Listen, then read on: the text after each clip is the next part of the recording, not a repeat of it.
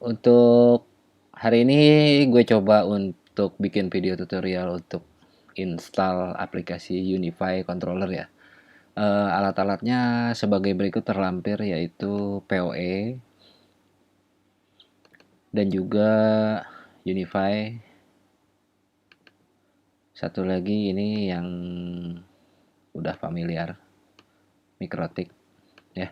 Ini gue mau kasih tahu dulu. Ini adalah adaptornya ya, atau biasanya yang kita sebut PoE.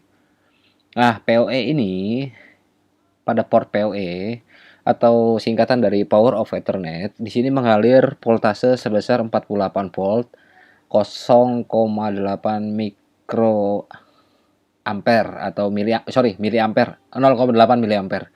Nah, dari interface PoE ini akan direct langsung ke Unify yang pada port main. Nah, ini Unify APAC Pro. Di sini ada dua interface. Ini cuma APAC Pro ya yang punya dua interface, tiga dengan USB. Kalau Unify APAC Lite itu nggak ada, dia cuma satu doang portnya. Nah, eh, kabel dari PoE interface ini akan ngedirect langsung ke bagian port yang main pada Unify-nya. Eh, Lanjut, di sini ada port secondary. Ini fungsinya sebagai extend ya sebenarnya. Jadi kalau misalnya kalian ada survei atau yang lain-lain, ini kabel yang dari port yang secondary ini sebenarnya bisa digunakan sebagai printer sebenarnya. Ya, gitu. Malah powernya lebih bagus. Latensinya lebih lebih apik pokoknya. Nah, kita lanjut. Di sini ada LAN.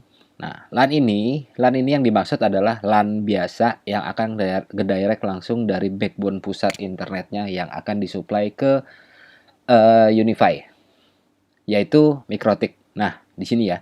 Jadi LAN ini akan ngedirect langsung ke portnya Mikrotik dari port 2 sampai Ethernet 5. Oke.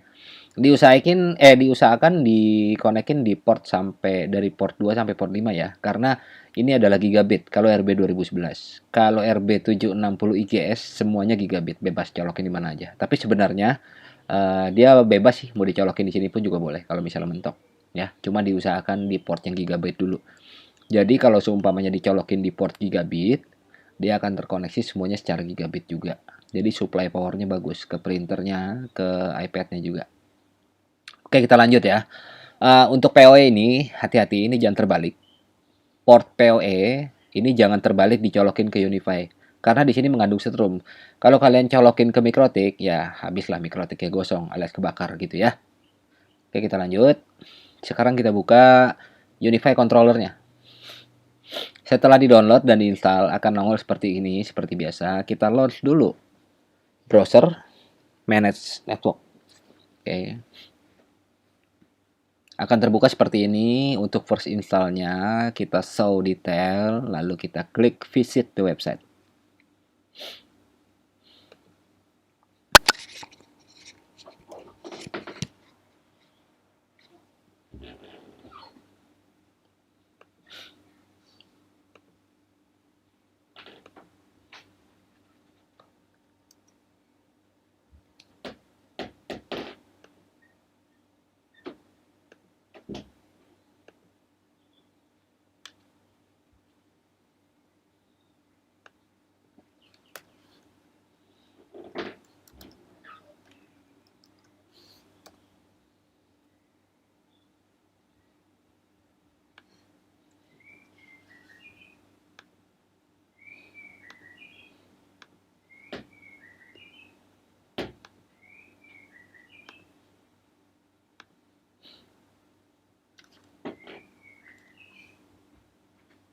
Oke, ini ada gangguan sama browsernya. Coba browsernya kita shutdown dulu.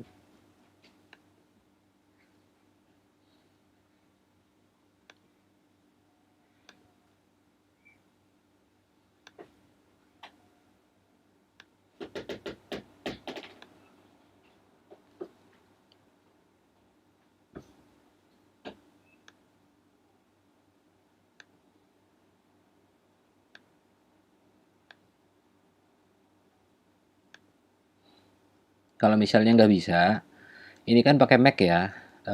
Coba kita install di sini, kita install dulu Google Chrome. Kita cari Google Chrome.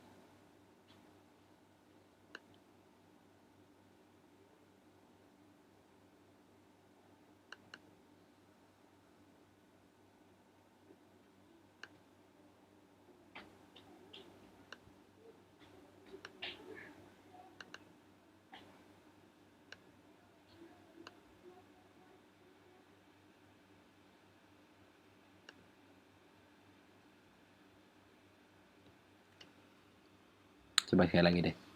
Ya.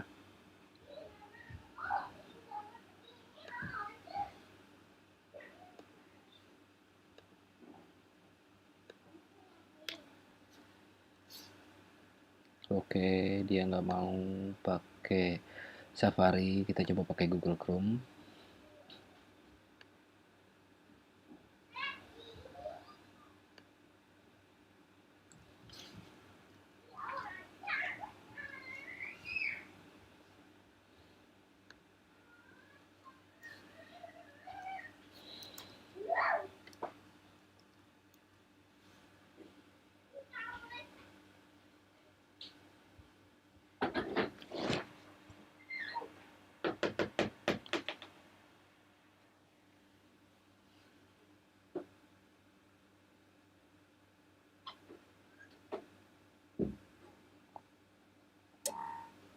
Selesai. Kita coba buka Google Chrome.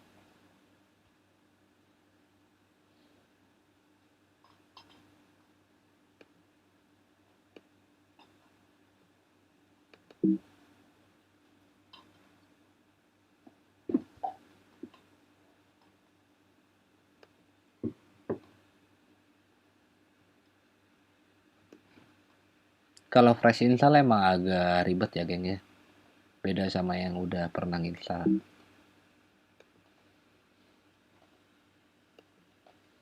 Nah, ini Google Chrome-nya udah buka. Coba kita klik sini.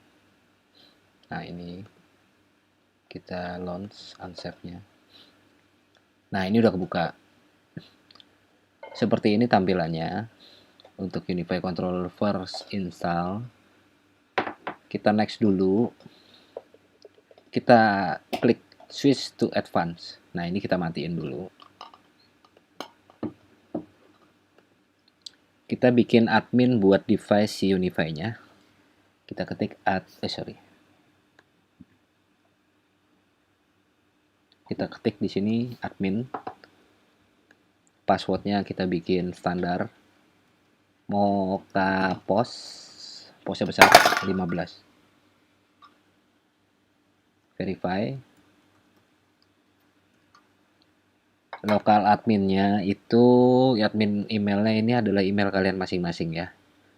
Dibiasain aja, disamain aja biar kalian gak lupa. Contoh gue bikin di sini dwi.setio@mokapos.com.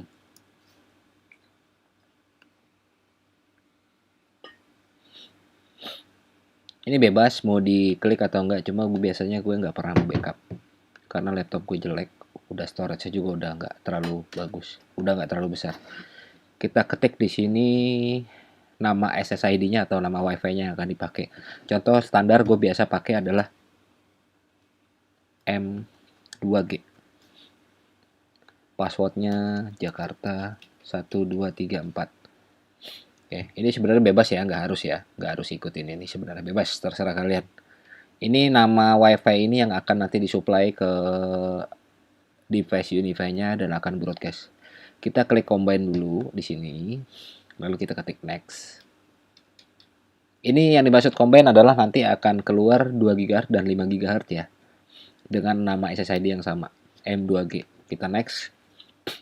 Nah, kalau Unify-nya sudah terkoneksi secara benar dalam satu segmen yang sama, dia akan langsung kebaca MAC address-nya seperti ini. Dan ini udah kebaca dari controllernya. Lalu di checklist dulu, lalu di next. Setelah itu kita ganti dulu nama negaranya ke Indonesia. buat setel jamnya. Finish, selesai. Oke. Ini controller kita udah jadi. Tampilannya nanti bisa dilihat seperti ini. Kalau ada update, kita skip dulu update-nya.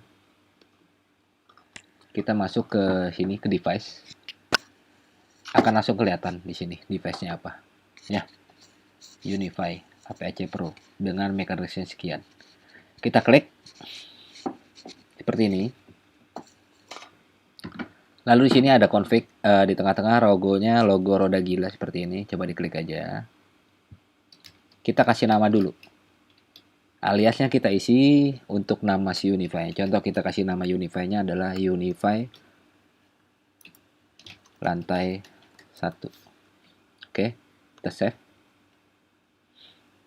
Nah, setelah selesai kita save, kita baru manage bagian WLAN-nya.